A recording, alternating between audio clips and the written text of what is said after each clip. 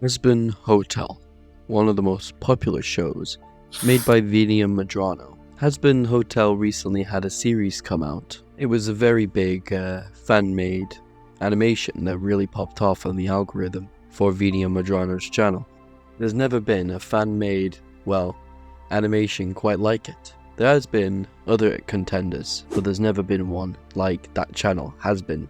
Hazbin Hotel has also had contenders on the channel, same as Hellabots and other ones soon to come, hopefully of course. But I'm not here to stick and ramble on for the next couple of minutes. I'm here to introduce you to my form of, where the story would go.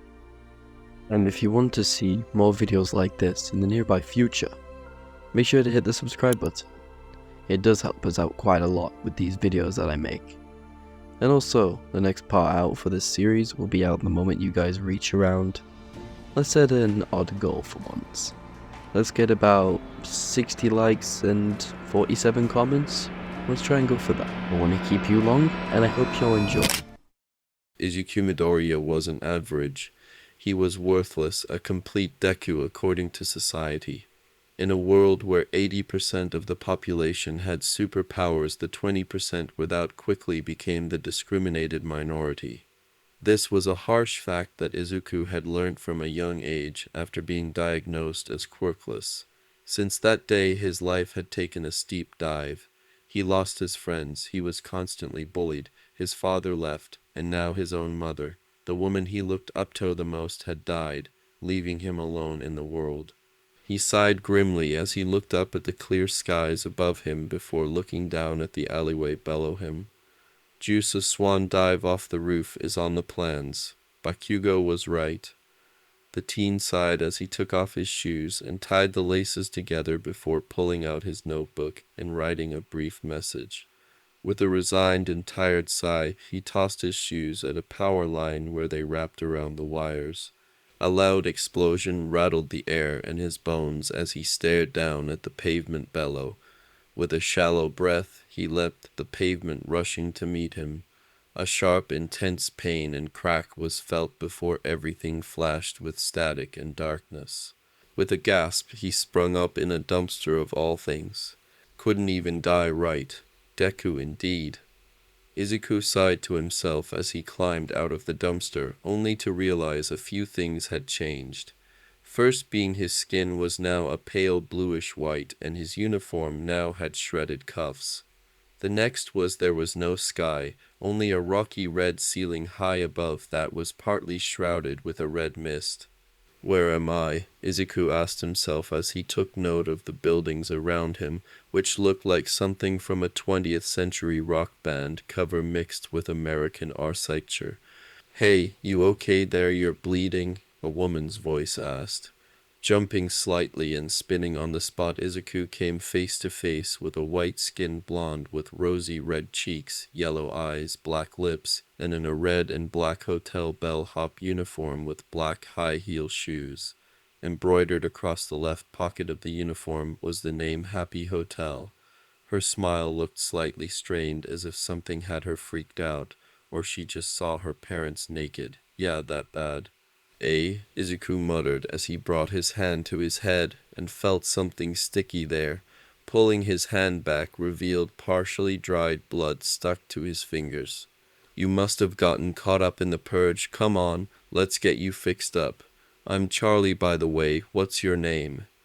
The girl gave a grin filled with sharp fangs for teeth, but the nervousness never really left her eyes. Izuku Midoriya, nice to meet you. The brunette replied as he allowed himself to be dragged along by the now definitely less worried Charlie. Where are we exactly? Hell, where else, silly? Charlie giggled slightly, making Izuku stumble, and nearly dragged the blonde with him. You okay? Hell, I'm in hell. Izuku panicked, eyes wide in shock. Ah, new arrival then. Charlie nodded with a sympathetic smile. It takes getting used to. Well, apparently. I was born here, so just heresy and rumors. So, what did you do to end up here? I guess it's because I'm quirkless. Izuku sighed in resignation. I guess Bakugo was right. Quirkless freaks don't go to heaven. Wait, Quirkless, that's not a reason to end up here, Charlie stated with a confused frown. Look, let's get you back to the hotel. It's safer than out here, she stated as she eyed the currently empty street. While I believe in redemption, there are some not so nice folks around here. Like me. A zombified-looking, green-haired man coughed violently on a cigarette as he slinked out of an alleyway, several random creatures behind him. Well, well, well, looks like it's my quirkless bastard of a son, he spat. Dad, Izuku squeaked in shock. What you do, steal from an old lady. The man snorted as flames flickered around his mouth. Oh no, this is bad, this is bad. Izuku panicked as he pulled Charlie away from his disease's father. So, what was it? The man scoffed. Whatever, still gonna charcoal your ass, you freak. Is that so? Charlie growled as she stopped forward. You'd attack your own son. He's quirkless? The man spat. You are sick. Charlie snarled as her eyes turned red. Her nails lengthened into claws, and a pair of horns grew from her head. He is lost and confused, and you want to kill him. LW, we were just joking. One of the creatures, the one that looked like a skinny humanoid frog, stuttered in panic. Sorry for the trouble, your majesty. TCH whatever. Izuku's father spat before storming off with false bravado, obviously unwilling to get into a fight with someone much more powerful than himself. What was all that? Izuku asked in shock. The hotel is just down the street. It'll be safer there. It's almost 5 anyway, and that's when they start trying to purge everyone. Charlie explained once her features returned to normal. Now come on, we should be able to get you all settled in quickly enough. Thanks. Izuku gave a strained smile as once more Charlie dragged him down the street. While this was happening, his mind was racing 1,000,000 miles an hour, screaming that he should have just stayed in the dumpster. Of all the things Izuku had expected in life, a hotel located in hell was not one of them. Especially the in hell part, he was pretty sure he would have ended up in heaven or reincarnated or something. He had tried to be good and help others, but apparently it wasn't enough for the big guy upstairs. Vaggie, I've bought a guest, Charlie called as she shoved open the doors to the hotel and hurried Izuku inside. The inside was decorated in various shades of red and black in the style of a 1920s to 1960s high-end hotel with curtains. Sitting at a desk with boots up and reading a comic was a gray-skinned girl about his age with long fanned-out gray hair tied with a red bow, a white shirt that hung on only one shoulder, a red X instead of an I, and a small nose. Charlie.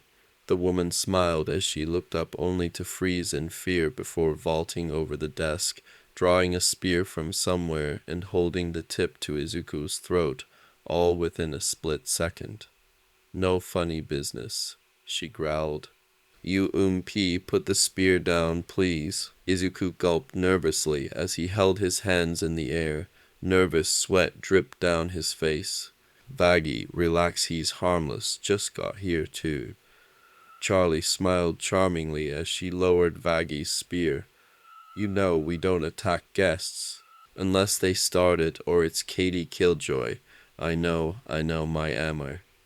Vaggie sighed as she slumped slightly before straightening herself up and looking at Izuku. Soy Vaggie cool ease to number. Izuku gulped. Soy ease numbro Izuku, he asked, butchering the Spanish language. Okay, never speak Spanish again.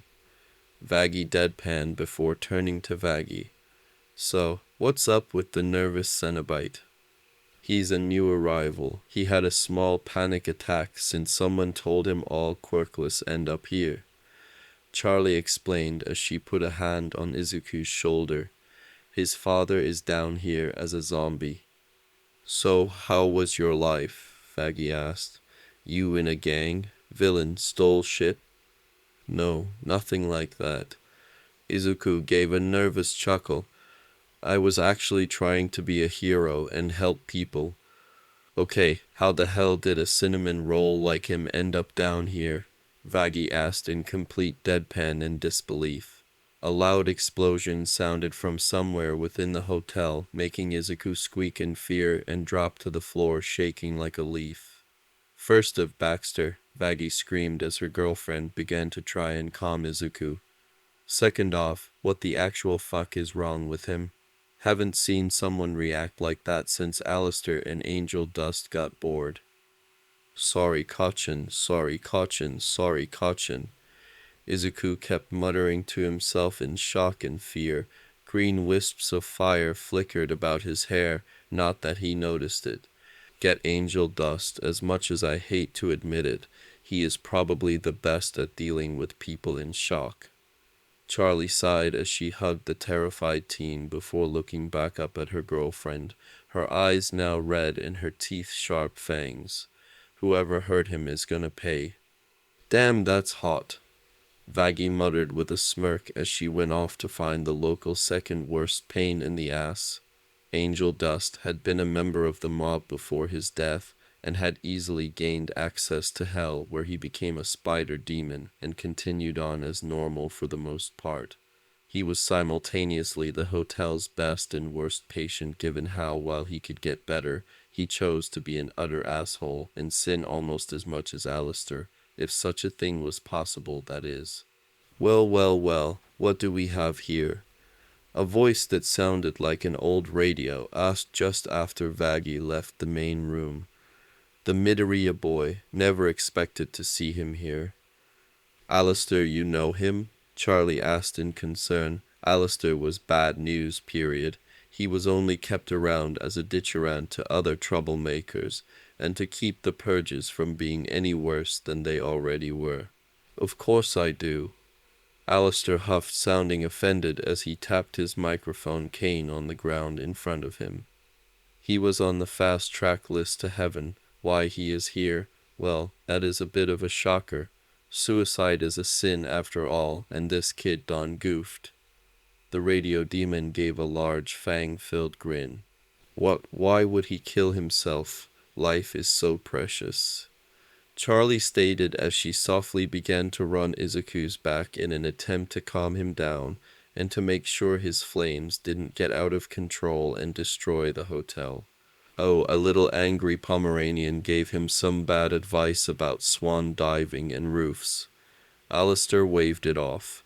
Point is expect Baxter times 10 in a few decades. Anyway, I'm done being helpful, so I'm off to see what Nifty is up to, ta-ta. With a red wisp, the main pain in the ass was gone.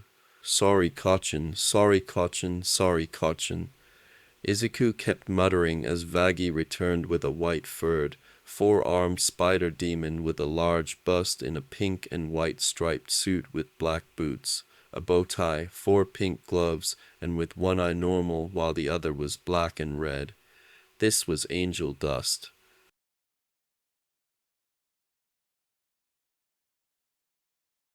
Nervous breakdown, Vaggie stated. It was triggered by one of Baxter's explosions. Charlie stated from her spot next to the green-haired teen. Whoops, now I feel like I shouldn't have given the runt that gunpowder. Angel Dust smirked. So, who's the hottie? This is Izuku, butcher of Spanish, Vaggie stated with an eye roll. Now help him. Yikes, you're being more uptight than the Pope's asshole. Angel Dust snorted as he rolled over Izuku using his foot. Just mild shock, toss him in a room. He'll be fine by dinner for Kane's sake. Need we remind you of our deal? Charlie asked with a raised eyebrow, making Angel sigh. Fine, Ixnay on the explosives. Angel Dust muttered with a roll of his eyes while crossing his arms. So, if he just arrived in hell, how long ago did he die? On Earth. Momo Yayurazu was many things, rich, smart, flexible, and kind. However, she wasn't prepared to watch a teen little older than herself jump off of a building and land headfirst on the sidewalk, their head turning into a meaty pulp.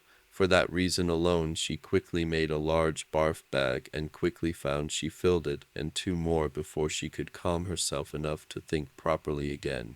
Someone called the doctors, she called as she rushed over to the green-haired boy, hoping in all futility that he had somehow survived. Oh fuck. She gagged as she saw the brain matter littered amongst the growing pool of red. Little did she know, this one moment would be the tipping point that would lead to the change of her being from heaven to hell bound, as she saw a notebook handing off the edge of the railing, its cover burnt. Back in hell. Angel Dust shrugged uncaringly. Who cares? Not like it'll have far-reaching consequences. Momo growled in anger as she firmly placed the burnt notebook down onto her desk. Sections of the skin on her arms bubbled and sparkled as nesting dolls began to form and drop to the ground. The owner of the journal, one Izuku Midoriya, had been a brilliant analyst, and his notes covered multiple ways to help improve on existing quirks and how to counter, and in some cases permanently neutralize quirks and their wielders. In the entire book, there was only 3 that had permanent neutralization options written down, whereas everyone had a basic countering guide. The first of these was how to counter Endeavor should he ever go on a rampage, using household cleaning products to neutralize his fire quirk and make igniting himself a suicidal move. Then there was someone called Eraserhead who could be stopped with a combination of various techniques and other non-quirk related methods due to the man's ability to negate the quirk of those he looked at. The final one was of a Bakugo Katsuki. This one was the largest set of notes with everything from use of deodorants, cement, full hand covering shackles, how to treat burns he inflicts, how to neutralize his sweat-based explosions with baking soda, signs of him snapping, and even his fighting style. It was easy to see the teen was the main bully to the former Izuku Midoriya. What had really made her angry, however, was not just what was in the book, but the fact that said explosive blonde from the book was on the TV being praised for helping fend off the sludge villain from the other month, while said blonde made death threats to Deku and swore the nerd should return or else. The mere fact the teen had the audacity to say he was the hero was what had set her off. With a frustrated huff, she sat down in her chair, turning the TV off and opening the drawer attached to her desk. Inside was the usual, a few pieces of paper, pens and correction liquid, and paper clips. Then there was the small puzzle box her parents had given her for her last birthday. Apparently, they picked it up at an art show from an eccentric collector who had been trying for years to solve it, but never got past the first few steps. With a resigned sigh, Momo picked up the golden box engraved with various symbols and began to turn the faces. A simple tune emerged from the box, played on a mechanism that she could not yet see. Enchanted, she delved further. Though one piece had been removed, the rest did not come readily. Each segment presented a fresh challenge to fingers and mind, the victories rewarded with a further filigree added to the tune. A knock at the door gained her attention. As she put the puzzle down, the tune stopping. "Mistress Yeyuruzo, you must leave at once," a man's voice called urgently. "Your parents have ordered you come down for supper, as you have missed not only lunch and breakfast, but last night's supper as well." "Very well, I shall be down at once."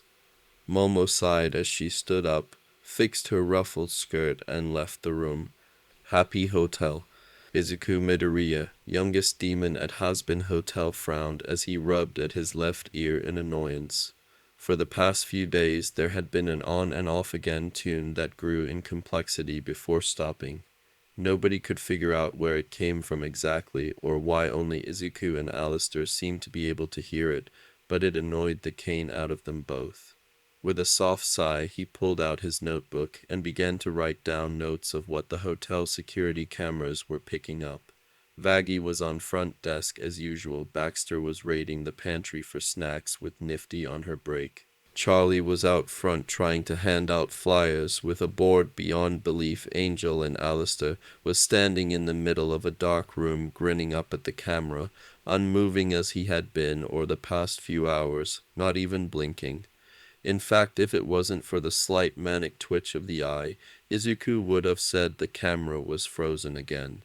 With a sigh, he began to write up what Baxter was taking and making up a list of potential explosive combinations the anglerfish of a scientist could come up with. The sudden beeping of a teleportation warning got his attention as a red pentagram and a gold circle appeared in the main lobby. With a resigned sigh, Izuku pressed the intercom system. "Everyone, Lucifer and Michael are here," he stated as the mentioned being arrived. Lucifer was a pale-skinned devil with no nose, large horns and fanged teeth, wearing a black business suit. Michael was an almost female-looking angel whose only tell as a man was the simple and neat mustache that adorned his face. On the cameras, Alistair's grin faded in an instant as he hid under the bed, terrified of Michael. Much like most staff and residents, they were afraid of the angel who could, if he wanted, kick the ass of everyone present bar Lucifer. Vaggie sighed as she slumped at reception, and Charlie ran inside with a gleeful squeal of joy. Say what you will about the heiress of hell, but she could get along with just about anybody, which really did go to show how much of a bitch Katie Killjoy was. With a slight grunt of pain, Izuku got out of the chair he had been sitting on for the past 4 hours and made his way to the lobby. During his short time in Hell, he had come to learn a few things. First, that Hell wasn't just one place, nor was the 7 circles of Hell accurate. No, Hell was a collection of dimensions and pockets of reality that loosely occupied the same area. There was Tartarus, the Greek Hell, and home to several imprisoned deities and mid to high-level monsters. There was the Labyrinth, where the 13 sects and the beasts lived. The Fields of Glass were a wasteland where giant insects with human faces at all in sight. And then there was the realm he was in. Inferno, or Christian Hell, as Alistair liked to call it, was the most Earth-like of the realms, but still the difference was visible, the massive cave roof and floating pentagram on an orb of black stone being the main two. Just as there were different realms, there was different inhabitants too. Demons, devils, deities, monsters, Cenobites, and Leviathans. That and Legion, but nobody was quite sure how to categorize that one, not even Izuku. As he arrived in the main lobby with Charlie bouncing excitedly, he was treated to what he was beginning to think was a common sight. Lucifer booted open the West Wing doors, while Michael pushed open the West Wing, and the two stormed towards one another. Lucifer. Michael nodded curtly. "Bitch." Lucifer snorted. "Uncle Michael," Charlie called as she tackled the angel into a hug. She was one of 2 demons who were allowed to hug the angel, and that was because Michael was her uncle, and he was a sucker of Charlie's charm and ideas. "Charles." Michael smiled peacefully as he hugged the blonde back. "How are things going with your hotel?" "Well, okay." Charlie gave a strained grin, making Vaggie shake her head at her girlfriend's attempt to lie to her uncle. "There is no need to lie. Not everyone wants redemption." Michael replied calmly. "Oh, fucking bite me." Lucifer scoffed. "So what are you doing here, Feather Duster?" "To put simply, paperwork mess up on Miss Azazel's end is why young Midoriya ended up here." Michael stated calmly. "Azazel? Isn't she the one who keeps following Angel Dust around?" Izuku asked, earning a shrug from Vaggie, while Charlie nodded. "The dear has gotten into her head to study love from various realms and chose to start with Hell." Michael stated with a calm shrug. "Is that all? If so, go." Lucifer stated bluntly as he made a shooing motion with his hands. "Given it was an error on Heaven's behalf, and the work Charlie has been putting in of her own violation, Father has decided they can visit Earth if they behave." Michael stated simply. Okay, no, Lucifer roared, making Izuku jump in fright and dive behind the nearest chair. No boy is spending time alone with my little girl. They can have a +1 if that is the issue then. Michael smiled calmly as he handed 2 tickets to each teen. These will allow you in one other smite free travel to and from Earth, but not into heaven or holy ground for obvious reasons. Father has an image to uphold after all. Grandpa is so awesome. Charlie squealed in joy. I always wanted to see Earth. Izuku blankly looked down at his tickets, not too sure how to feel about it. His life on Earth was horrible, and ironically Hell had treated him better. He had friends who liked him, even if Vaggie never forgave him for butchering Spanish. He jumped slightly when Vaggie laid a hand on his shoulder. Hey, you of all people deserve another chance.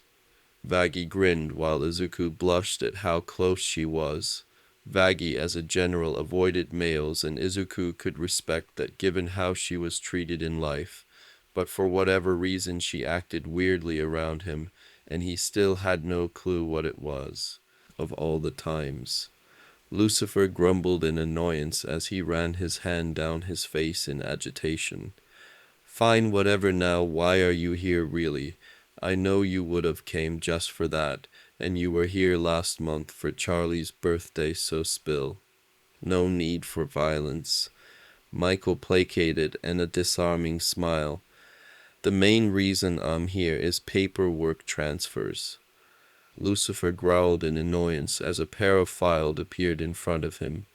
Damned paperwork. He growled as he snatched the floating folders from the air. Both were a simple tan-colored folder filled with white sheets of paper. In one corner the words, "In Father We Trust," was stamped above a holy cross, while in the opposite corner the words, "Hail Satan," imposed over a pentagram, was stamped along with the usual transference symbol of a sideways crucifix within a circle. One was labeled Midoriya, the other Yaozurosa. Izuku paced nervously about his room as he double and triple checked he had everything sorted. Book cabinet locked, laptop in his bag, TV off, clothes packed, and importantly tickets in his pocket. It had taken a few weeks for things to settle down, so to speak, after Michael's last visit. Of course it couldn't fully. It was hell after all. The ones going were Charlie, himself, Vaggie, and surprisingly a human. Flashback 4 days ago. It was an ordinary day at Happy Hotel, or as most called it, Hazbin Hotel, as a way to mock Charlie and her efforts. Baxter was causing explosions, Nifty was off cleaning somewhere, while Cherrybomb and Angel was off gambling in one of the unused rooms with Alistair and Lucifer. Izuku was at the main desk with Vaggie, while Charlie was sorting paperwork for a potential redeemed soul called Luna, a werewolf who decided she was sick of having to watch her back. Hey, watch this. Vaggie grinned as she scrunched up a flyer for the pizza place down the road. Not that anybody would care, they made terrible pizza, and tossed it across the room, landing it neatly in the bin by the door, which lead to the dining room. Score. Nice shot. Izuku grinned as he high-fived the moth demon. Oh yeah, I'm awesome. Vaggie smirked smugly as the main doors opened and Charlie's pre-recorded song, "Inside Every Demon is a Rainbow," began to play before Vaggie punched the recording machine in agitation. Alistair had figured out it could be set off multiple times at once and proceeded to swing to door about like the madman he was. Hi, welcome to Happy Hotel. Izuku smiled cheerfully as a bird-headed being with a small humanoid, yet still bird-headed shadow sat on his shoulder. Greetings, Dark Prince of Torture. I appear to have entered into this realm of nightmare, shadows, and sin by accident, while Dark Shadow reveled in the dark. May I inquire as to your policy on living mortals? The young man, obvious by the voice, asked in a dramatic and raspy tone. You're alive? Vaggie asked with a raised eyebrow. Quirks are getting weirder and weirder, I tell you. She added with an annoyed eye roll. We don't really have a problem with them, or well, most of us in the hotel anyway, Izuku admitted, tactfully ignoring the Prince of Torture line as usual. Ever since Katie Killjoy had revealed his existence at the hotel, the citizens of Hell had two main reactions. Firstly, horror at a Cenobite being inside the city limits, the second being to laugh at the idea of a Cenobite wanting redemption. May I ask your name? I am Tokoyami, and this is my companion Dark Shadow, a manifestation by my quirk of my inner darkness. The teen replied dramatically. Hi. Dark Shadow grinned calmly. 1 second then, Izuku stated as he turned to the computer. The device was linked to the Hell registry and had a list of all current and future residents of Hell that currently lived. After a few moments, he finally pulled up the correct file. Let's see, you're heaven-bound at least, so you shouldn't have need of the hotel, no major sins asides being overly dramatic, and once pushing a girl over who called you a feathered freak, you're all good, Izuku stated with a thumbs up. So, what can we help with? Vaggie asked, slumped in resignation. Is there transportation back to the human world? Tokoyami asked, while Dark Shadow nodded rapidly. Not exactly. You end up down here, it's forever. Vaggie shrugged. Well, Michael-sama did give us those tickets, Izuku stated. I can use my spare one so he can get back home. You are too bloody noble, Vaggie sighed with a shake of her head. There is a catch, there must be. No prince of torture would ever do such for no blood price. Tokoyami beckwed. No, just be a good person, Izuku stated, making those present sweat drop at his honest reply. I shall serve you forever, Tokoyami declared loudly as he bowed, his beak slamming into the ground. Would you prefer goat or cow blood, O Prince of Torture? Why me? Izuku chuckled as his hair caught on fire. The green flames only really showed up if he was experiencing an extreme emotion, in this case embarrassment. While on the balcony above, hidden in the shadows, Alistair's grin grew shark-like before returning to his game of poker. After all, he had to make sure he fully cleared them out, even if it meant getting shot by Angel's Tommy gun again. Back to present. A soft knocking at his door gained his attention. Of all beings in the hotel, only Charlie, himself, Vaggie, and Alistair actually bothered knocking. Angel Dust, Cherrybum, and Baxter just slammed or booted the door open. Come in, he called while he continued to go over everything on his list. A nervous habit of his was constantly rechecking everything. You all excited to get back to Earth? Charlie asked with a small smile. Unlike her usual outfit choices of either the hotel uniform or a red and black set of formal clothing. Nervous, actually. Izuku sighed as he closed the lid on his suitcase. I've been dead over a month. It's going to freak someone out, especially if we come across Aunt Mitsuki. It'll be fine. Charlie smiled as she sat down next to him on the bed. I'll make sure of it. Thanks. He gave a nervous chuckle as a familiar tune reached his ears. I just hope nothing bad happens up there. Come on, we're leaving now. Charlie smiled as she got up with a skip in her step. I can't wait to see what Earth has to hold on Earth. Momo could only shake in fear at the beings that came out of the shadows. The music box puzzle had been a trap, a horrible trap. Even the smallest of them had shrugged off being shot by the security on the grounds, and the less said about what they did with the staff she made using her quirk, the better. She ran downstairs, hoping to get out of the house and hopefully away from the creatures that appeared. Abruptly, she stopped at the bottom of the stairs. Her parents, mangled, bloodied, and twisted almost beyond recognition, laid in a growing pool of blood. Her mother's diamond nails quirk still active. Standing above them was a tall figure with pale bluish-white skin, eyes as black as ink. Their body was covered in scars from cuts, punctures, burns, and other unidentified wounds and means. Their body was wrapped in glossy black leather and chains, with 6 bloody rectangles cut through it and the being's chest. A grid of cuts about an inch apart each adorned their head, with 4-inch-long nails driven through each intersection of the pattern. You have called, so we have arrived. Come, child, we have such sights to show you. Thank you all for watching the video, and bye, boys.